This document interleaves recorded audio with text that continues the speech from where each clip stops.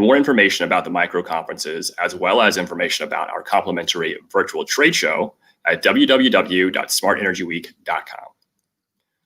And now, our moderator today is a woman who started out as an award-winning reporter for NPR Radio and PBS television, and most recently was named a PR Executive of the Year by the American Business Awards and a Woman of Influence by the Silicon Valley Business Journal.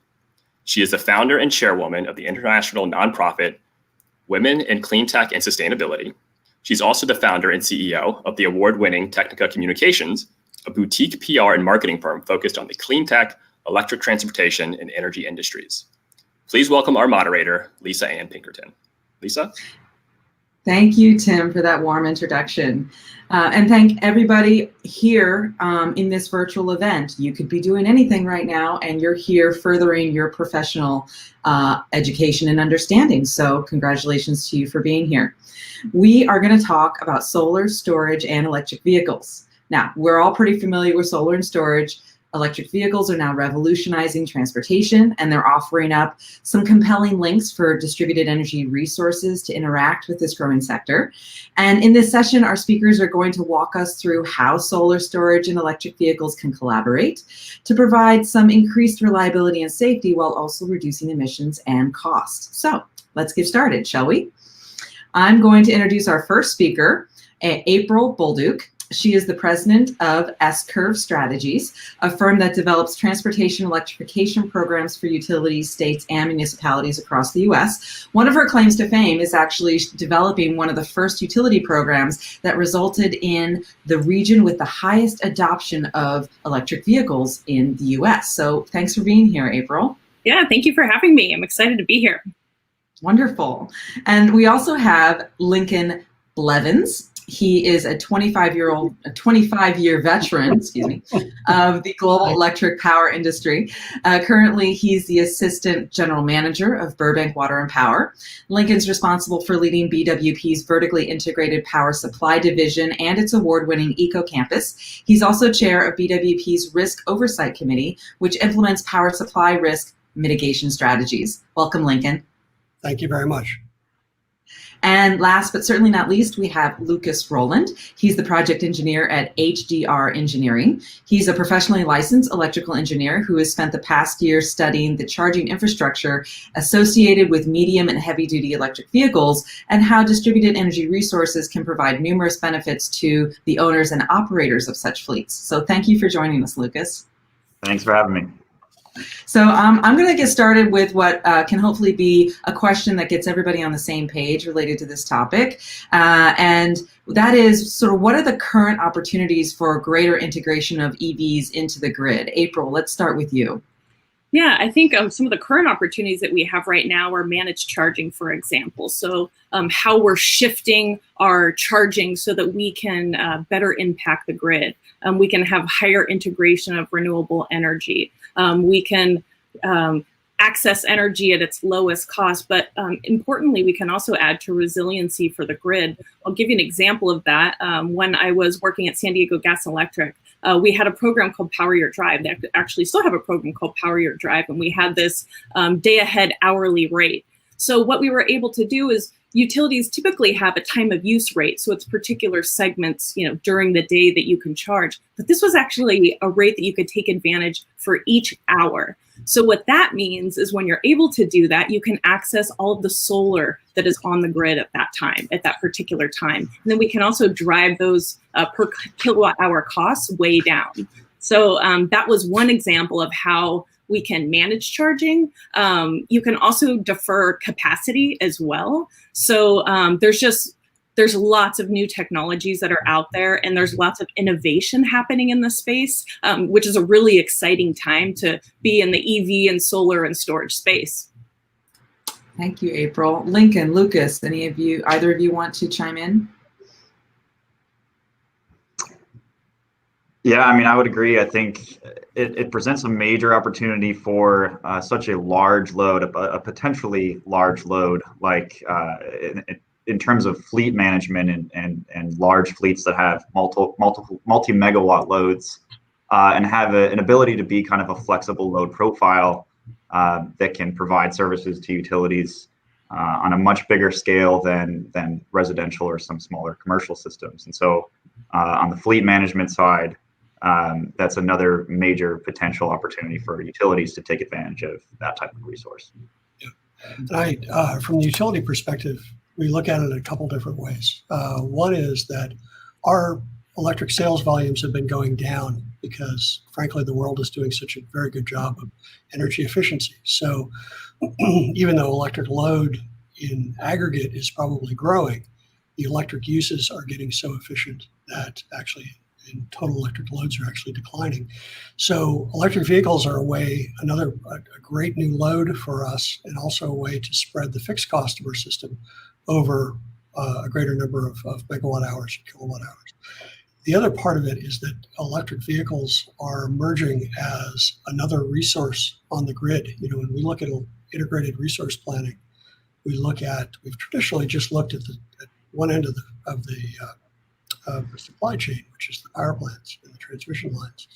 Increasingly, we're looking across the value chain for at not just the supply side, but also the demand side. And this is another demand side resource that, as we'll talk about later, I'm sure, is both a load when electricity is plentiful, but then also a generator, potentially, vehicle to grid, when electricity is scarce, based on mostly on the solar cycle.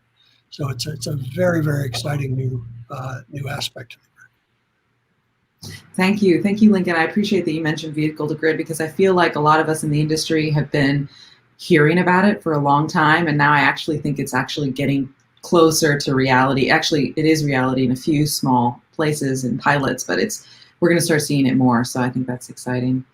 I also wanted to ask you, Lincoln, since you're with Burbank Water and Power, you have the proverbial boots on the ground when it comes to the public and workplace charging solutions. So can you give us a lay of the land of what you see, how you see this industry evolving right now to meet the needs of drivers? Sure. It's evolving very, very quickly, but I think of it, I start with what I think of as and this is totally my own, so make fun of it as much as you want, a holy trinity for the electric vehicle customer. I see it as confidence. First of all, how much range anxiety can we take out of the equation or even eliminate? Do we need to overbuild electric vehicle charging infrastructure just to provide the confidence that then motivates the purchase? So you got confidence, you've got cost, which is electric vehicle purchase prices coming down. The fuel, the electricity is getting very, very inexpensive under a time of use paradigm in the middle of the day. And that's frankly when economics and greenhouse gas goals align, which is a beautiful thing to see. I think obviously the maintenance costs without rotating equipment in the car, like an engine, is a lot lower. And then convenience. So confidence, cost, convenience. The electric vehicle lanes that we have here in California, you can often get a better parking spot with an EV right now for the EV-only parking spots. And ultimately I see, and this is a bit beyond our scope here, but ultimately I see a redesign of the vehicle itself, because frankly, automobiles were based on, horse and buggy, and now even electric cars are still based on the idea of having a big engine usually in the front. So I think we're going to see a massive redesign of the vehicle itself, such that the convenience factor goes way up. So if I keep thinking about convenience, cost, and confidence, and if we can meet those needs, I think we'll see just an explosion of adoption. I like those words: convenience, cost, and confidence. Has a good ring to it. Yeah. Thank you. April, do you have anything you'd like to add to this concept of how the industry is evolving to meet the needs of drivers? Yeah, it's interesting when you talk about workplace charging as well, because, for example, it's like if you build it, they will come. And I have the perfect example of this. While I was working at San Diego Gas and Electric, we started off with just a handful of employees. And by the time I left open my own company, we were at over 500 employees driving electric. And that's just due to the fact of workplace charging, businesses really coming together and educating their employees about electric vehicles. And we've seen that when you install charging at workplaces, you pull up an electric car, somebody asks you about it, and it just grows from there. So just from a standpoint purely of mainstreaming electric vehicles, workplace charging is key. And then, of course, fleets is a whole other, great thing about it. Mm-hmm. That visibility and that peer-to-peer selling, if you will, that happens when people can get that first-hand experience from their friends. Lincoln, I wanted to ask you a question related to COVID-19 and the pandemic. So is that influencing the decisions that companies have to offer more workplace charging right now, since people aren't typically commuting to work as much? I hope so. We're seeing it on a fairly broad canvas. We do a whole lot of utility energy efficiency programs for our customers, both residential and commercial. And one of the things that we're starting to see on the commercial side is that these, especially medium-sized businesses, are finding opportunities to do lighting retrofits, to do HVAC retrofits, to do these other sorts of empty the building of people sort of work that, frankly, unfortunately, they have an opportunity to do now, but it's an opportunity to make a little bit of lemonade out of a whole lot of lemons. Mm-hmm. But more broadly, COVID-19, the LA freeways are supernaturally empty right now, which is it's a lot of fun, but it's also very strange and not going to be, I wonder if it will be the new normal, or because we have a whole lot of people working from home, or whether that will change, whether people will start rethinking the work-life balance on a more permanent basis. So, again, that goes to how many electric vehicle chargers do you need? How many parking spaces do you need? So I think we're right at the front end of a very exciting but somewhat unknowable change in how people live their lives and therefore transport themselves and transport goods. Mm-hmm. I actually remember reading a survey study early on in the pandemic that showed 50% of people were excited to be working from home and they didn't want to go back, and the other 50% couldn't wait to go back. So we're actually seeing that. It's interesting. Here at Burbank Water and Power, we had a lot of people who were the people who are most excited to work from home within about 48 hours were the most excited to come back. So I think this is an important part of it, that sort of Instagram fantasy of working from home turns out not to be true in a lot of cases. And so I think the idea that working from home will become the default, that may take a while. I think people actually like being in the office in a lot of cases. They like that work-home separation. And again, how does that impact purchases and commuting patterns and everything else that goes along with that? Yeah, it's opening up some new possibilities for sure, which I'm excited to watch. Lukas, on the fleet side of things, are you seeing fleets adopting electric vehicles more readily now during the pandemic, or are they just focused on delivery? Yeah, it's had an interesting effect certainly on public transit because public transit's been hit so hard by the pandemic, but it's had more of the opposite effect on courier fleets, your UPS, your FedEx, your Amazon, in terms of obviously everyone's getting way more things online nowadays, and all of those types of companies have already made commitments to electrify their fleets. Amazon had the big announcement with Rivian purchasing 100,000 of their upcoming electric vans, and UPS and FedEx and the like all have similar plans. And so the anticipation is that with that upscale in delivery services, coinciding with the commitment to electrification, that's going to be possibly there's going to be a divergence toward that market and maybe away from public transit in the near term until we can overcome this. Mm-hmm. Mm-hmm. Okay, thank you. So you may see the scroll happening at the bottom of your screen. We are going to open this session up for questions in about maybe 5 minutes. So start thinking about what questions you might want to ask over there in the interwebs, and we will be happy to bring them up on this panel. Actually, one that was submitted earlier, which I'll bring up right now, is a question of sort of where do we see the most immediate market need or the most immediate growth for EVs and solar and storage? Do we predict that it's going to be on the utility side, C&I, government, residential? Does anyone want to make some predictions? I'll make a prediction that many times it's all of the above, especially when we're trying to meet many policy goals across the state. There are 14 states at least that have already signed on with the same policy goals that California has for electric vehicle adoption. And it's really exciting to see that grow. And so as we integrate solar and storage into that, it's going to be really important, especially when we're trying to, for fleets, decrease demand charges. We have to get fleets down to that total cost of ownership. We really have to reduce that. And so it's using all of these innovations and components to be able to ensure that our fleets really do adopt transportation electrification. Mm-hmm. Thank you. How about you, Lincoln?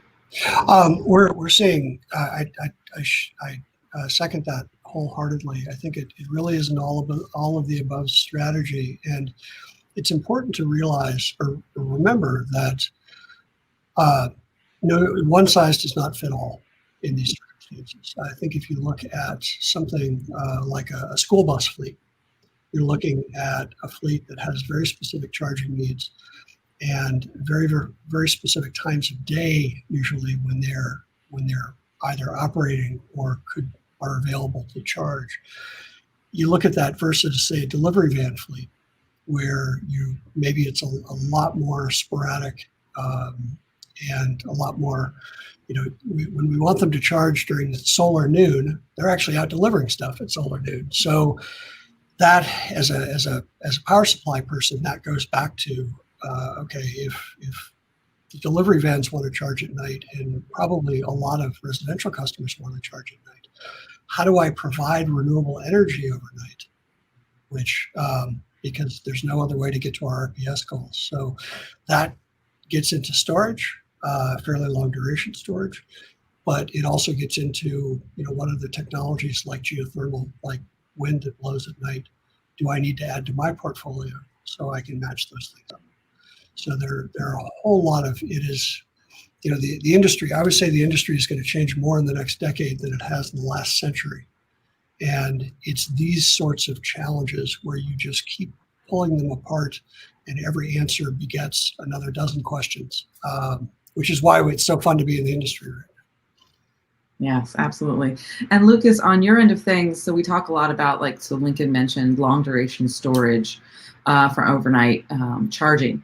When it comes to fleets, these are rather large vehicles with rather large battery packs. How do you square the need for, how do you square the idea of charging these vehicles with storage on site when that storage would probably have to be just as large as the storage that the vehicles have? Yeah, that's a great question. I think, stationary storage in terms of energy density, you can fit a lot more in one area as compared to what you have on, say, a fleet of buses charging in a distributed lot. But it is certainly a challenge. I think if we're looking at fleets of 300, 400, 500 buses or trucks, you're talking about tens of megawatts of load potentially during that overnight peaking period. And energy storage certainly has come a long way, especially battery energy storage in recent years in terms of maximizing space and cost as well. So it becomes a much more feasible option for large scale fleets. And in some ways, economies of scale really help the business case for using storage behind the meter as a distributed energy resource, more so with larger scale fleets than with smaller scale fleets, because you can take advantage of that lower dollar per kilowatt hour for storage. And Lincoln mentioned that it's a long duration overnight charging period, and one of our findings with this research that's been kind of interesting is that might present a pretty unique opportunity or a niche opportunity for some newer energy storage technologies, just because it's an 8 or 10 hour period with once you use managed charging, you don't have this narrow peak, you have this very broad flat peak during the overnight charging period.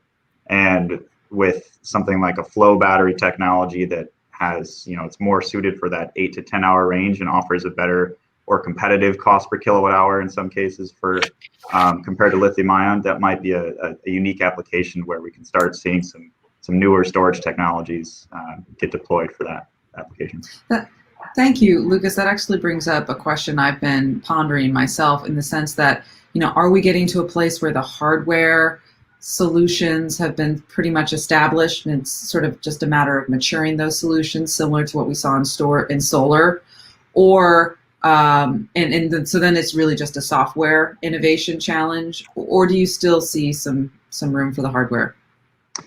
Yeah, it's definitely followed, like I said, a similar path that solar has, and the prices continue to decline.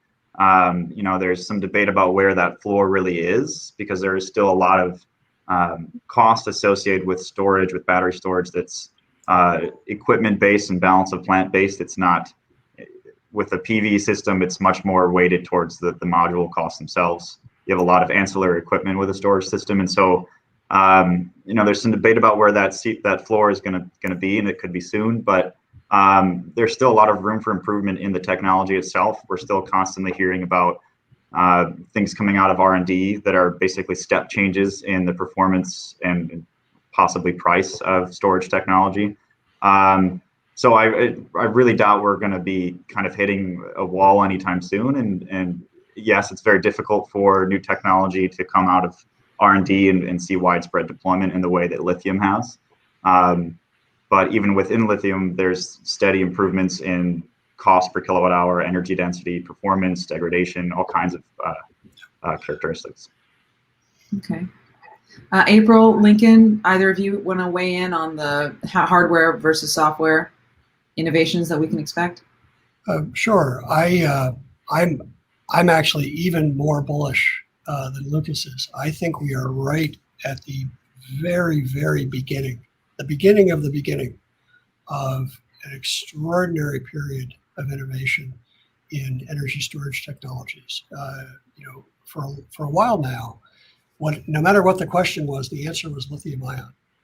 And lithium ion is tremendously good at certain applications. It also has some significant environmental risks associated with it, some significant fire risks. So it's a mixed bag, but it's all, it's very good at some things, not great at other things. So what I'm seeing is a differentiation among storage technologies in terms of the various capabilities, strengths, and weaknesses that each technology has. The other challenge with a big chemical battery like lithium ion is that it takes a lot of real estate, something that we don't have a whole lot of here in Burbank. So a lot of balancing act, but I actually see a tremendous amount of innovation going forward and a tremendous amount of specialization. So, we're not trying to fit, say, one type of automobile and make that work for every possible consumer. We've got our minivans, we've got our sports cars, we've got our SUVs, we've got our long haul trucks, all of those equivalents in the storage space, as opposed to, well, yeah, here's a lithium ion, module, get as many as you need. So I think it's just an incredibly exciting time. Thank you. April, anything more to share? Yeah, I would agree with that, because it's very interesting, because we're really just at the beginning stages with electric vehicles, and especially on the fleet side and medium and heavy duty. And so, the only way that we can go is like a hockey stick up. And it's going to take a lot from the innovation industry around this space. So we are at the beginning stages. It's also going to take a lot of partnerships. So we think about what's going to be needed to fuel these fleets. The West Coast Clean Corridor Transit Initiative was a project, that I worked on along with HDR, that we planned infrastructure all the way from the Canadian border down to the border of Mexico. And what does that look like? And how much infrastructure are we going to need to be able to support medium duty and support heavy duty? So you layer on top of that innovation, And again, with these partnerships and really working across states to think like, how are we going to transport these vehicles? How are they going to move? What is the best way to do that? And how can we do it as efficient as possible? You know, all of these pieces play into that innovation. Oh, thank you. I appreciate that. That goes to my next question, which is actually one from the audience. Thank you, attendee, who asks, will or should EV producers be required to have the same charging topography for EVs? So how do we grow proper infrastructure? And I think this gets to your point of having everything work together seamlessly. We know that some charging stations are sort of a closed network while others are an open network. From your perspective, what's your take on this?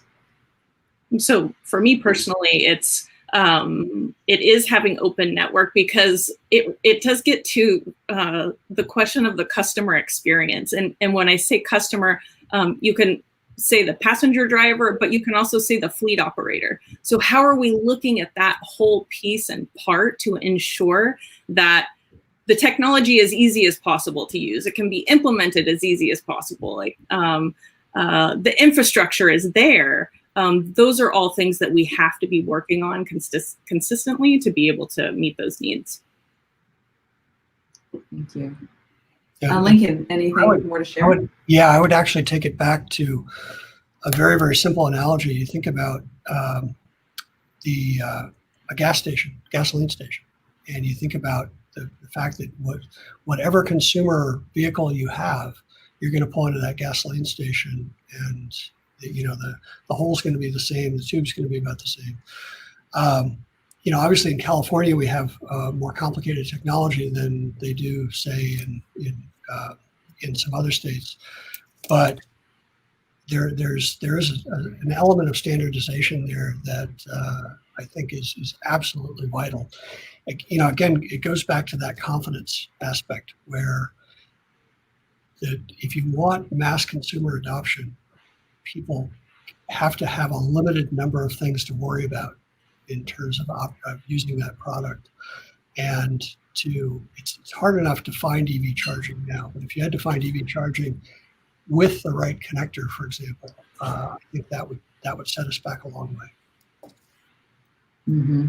I agree. Lukas, how about on your end from the fleet perspective? Is interoperability important? Yeah, certainly. I think that it's still such a nascent concept that there's a lot of soft cost associated with trying to implement not just the massive amount of charging infrastructure you need for a fleet, but if you're going to incorporate DERs or some sort of microgrid platform with it. Microgrids have come a long way and they've been around for some time, but they're still all very unique and the applications are all very unique. And so trying to reduce those soft costs and streamline the installation, the implementation of these systems to reduce the cost at the end of the day requires some level of standardization that we see in other parts of the industry. Okay, good. We have another question from the audience. I think a lot of people think about electric vehicles in terms of urban environments, but what are we thinking in terms of remote areas, especially for EVs and energy storage? How quickly are those technologies and product offerings progressing for people who live outside the city? Yeah, I'll take that one. Well, for energy storage, if you're in a remote area, odds are you have a much lighter or lower load profile. And there are still a lot of economies of scale that play into the cost of a storage installation. And so if you're in a remote area, you tend to have a smaller system, which will drive your cost up slightly. And then the added cost of accessing and delivering equipment and labor to that remote area can also be a challenge. That's not to say it's not done. We do have a handful of projects on remote islands that are implementing storage, not for EVs per se, but it's not a major roadblock, and the cost of these systems continues to come down and become more modular. And the more we can kind of prefabricate the equipment associated with charging and with battery storage systems, the easier it'll be to ship out and install in remote areas. This sounds good. April, Lincoln, do you have anything to share? I'm a little skeptical on early adoption in rural areas. Again, going back to the confidence element, I think that will probably be the last place where fossil fuels, liquid fuels, transportable liquid fuels, are replaced with electricity. I think that you just, until there's a tremendous amount of infrastructure and there is literally no question in people's minds that they can get from one part of a rural area to another part of a rural area without worrying about running out of fuel, and with the ability to refuel if they need to. I just think, and I think about my Midwestern upbringing, combines and tractors and the like. I see that as it eventually will get there, but I see that as one of the final frontiers, so to speak, in terms of electrification. Mm-hmm. Okay. How about you, April? Anything more to share? Yeah, it would seem as we build consumer confidence that the capacity in the batteries is increasing, that the infrastructure is there, we'll definitely see that uptick. I can see what Lincoln is saying. I think that those areas we are gonna, those are areas that are just so ripe for battery storage and really working in these particular microcosms to be able to ensure that electric vehicles are happening everywhere, I think is really key. So we should make sure that we're focusing on these areas and just not waiting for them to electrify. Mm-hmm. And also, I think in the more rural areas, we get a chance to expand our understanding of what an electric vehicle might be. Could be a tractor, could be other types of equipment that are used in more rural areas, because you have all that land, so you have the renewable energy resources at your disposal. It's just a matter of putting it all together. We have about 15 minutes left on this call, so if you have a burning question you want to ask our panel, please do so. Send it on over to us in the chat. We have, let's see, we have another question here.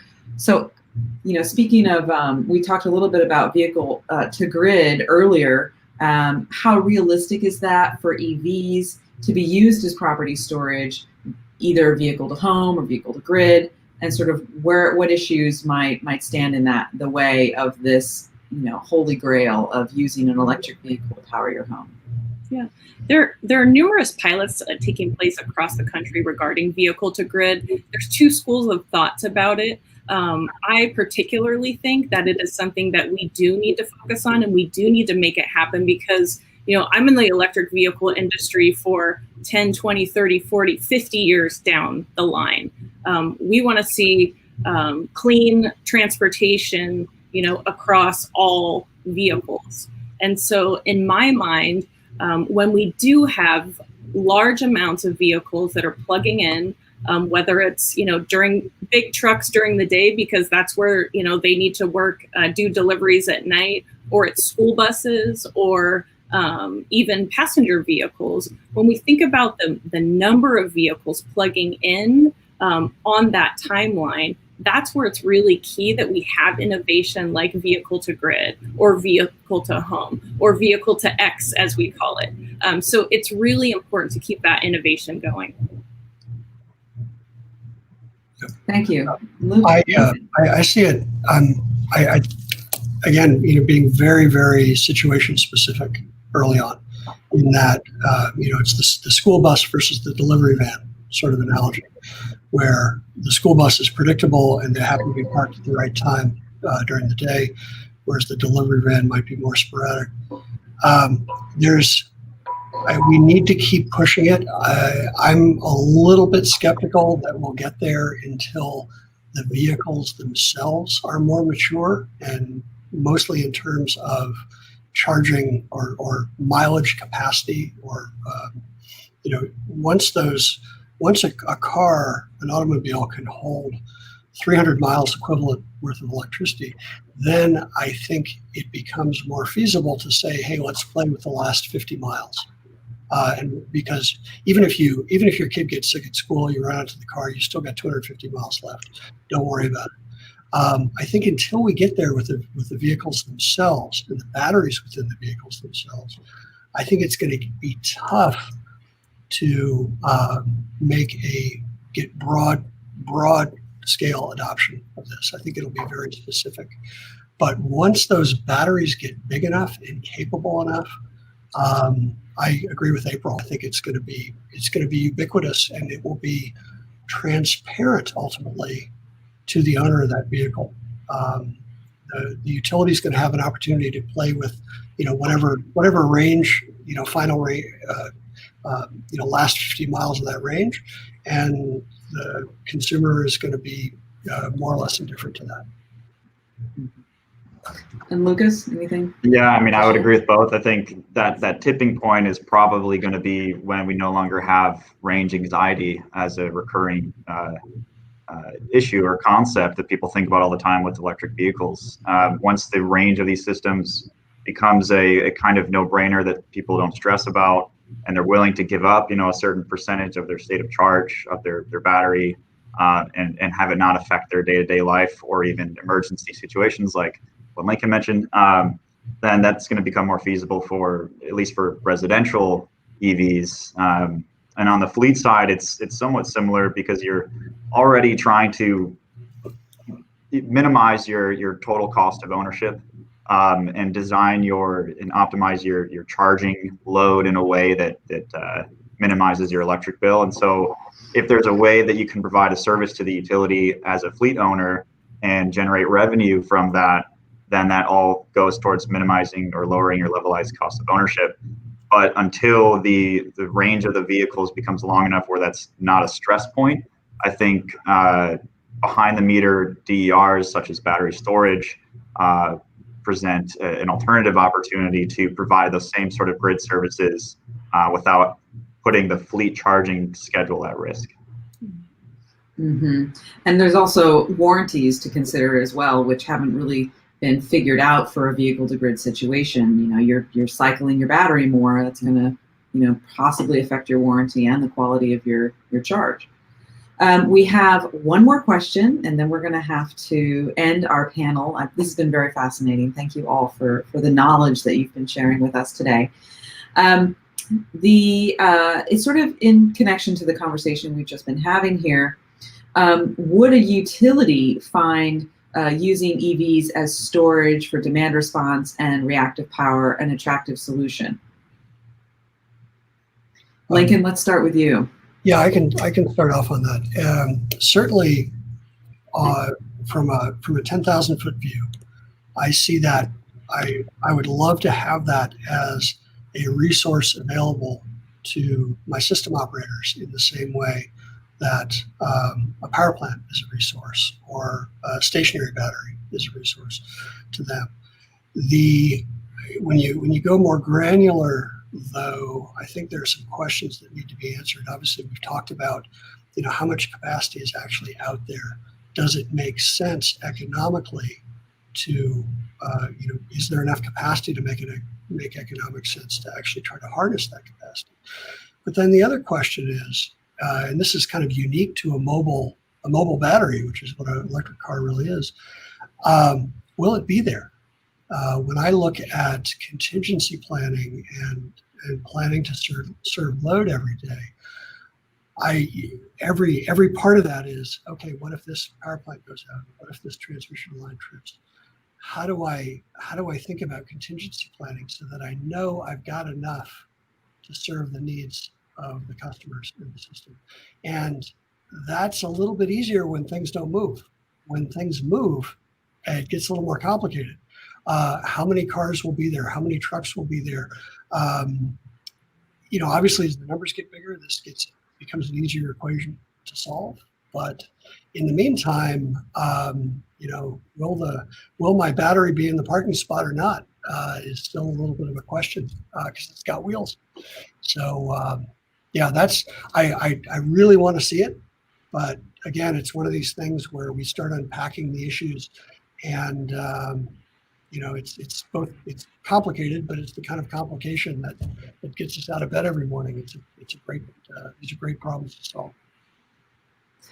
And April, I'll give you the final word since you work a lot with utilities and in the work you do. Yeah. What's your perspective here? Yeah, it's interesting because, I mean, utilities are spending $3 billion across the country on transportation electrification programs, and they're the perfect place to work on innovation around this issue specifically. When you're talking about demand response, as Lukas says, this really ties into the whole total cost of ownership.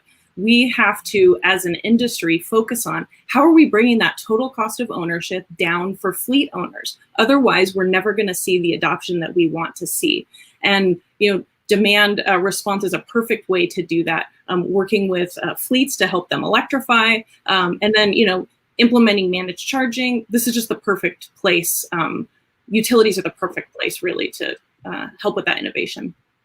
Yeah, and also I think there's many business models that have yet to be devised and software solutions that have yet to be envisioned and implemented that can solve a lot of these problems. So it's a very exciting time for the integration of electric vehicles and solar and storage. And I'm just going to reiterate what you said, Lincoln, because it was really great. Confidence, cost, and convenience, right? I think if we can maintain that mantra, I think we'll be in good shape. So thank you all for joining us today. I'm going to send it back over to Tim Morris for our final words. Thank you, Lisa. And thank you to all our panelists today for joining us. And thank you to our attendees as well. Just remember, you can join us next week on Thursday, August 20th at 6 p.m. Eastern for our next webinar, Energy After Hours, Pioneers in Digital Innovation, sponsored by Demand IQ.